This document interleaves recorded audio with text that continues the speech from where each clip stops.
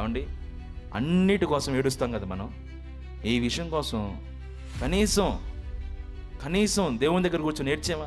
అయ్యా, నిన్న కాక మొన్న రక్షించబడ్డ ఈ వ్యక్తి 10 మందిని రక్షిస్తే, సంవత్సరాలుగా నీ సన్నిధిలోనే కూర్చొని వాక్యాన్ని వింటూ నేను కనీసం ఒక్కరిని కూడా రక్షించలేని నీచమైన దారిద్ర్యతలో నేనున్నాను. ఫలభరితంగా నన్ను మార్చవా? నా ద్వారా కూడా అనేక మందికి రక్షణ కలిగేటట్లుగా నువ్వు చెయ్యవా అన్న రోషం నీలో లేకపోతే ఎలా?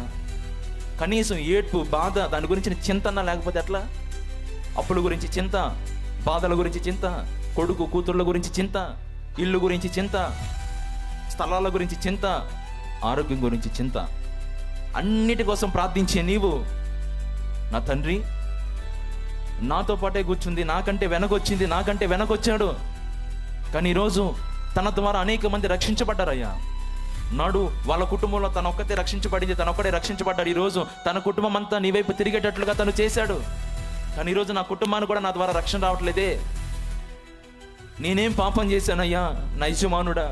నాలో ఉన్న చేదైన వేరులన్నీ నువ్వు కట్ చేసేయి.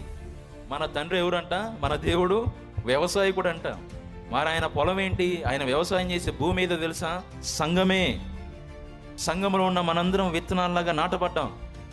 ఎవరి ద్వారా?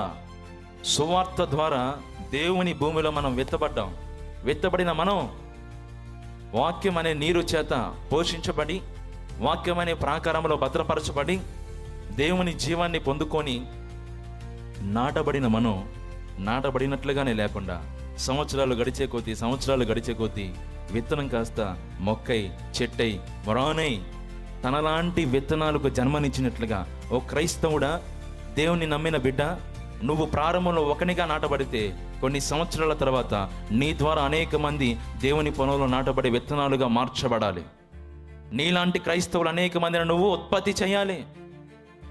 ఒక్కళ్ళే నాటబడి, ఒక్కళ్ళే నీరు ఎరువు తాగి తిని ఒక్కరిని కూడా రక్షించకుండా ఉన్నావు అంటే నీది సరైన ఆత్మీయత కాదు, నువ్వు సరైన క్రమములో లేవు.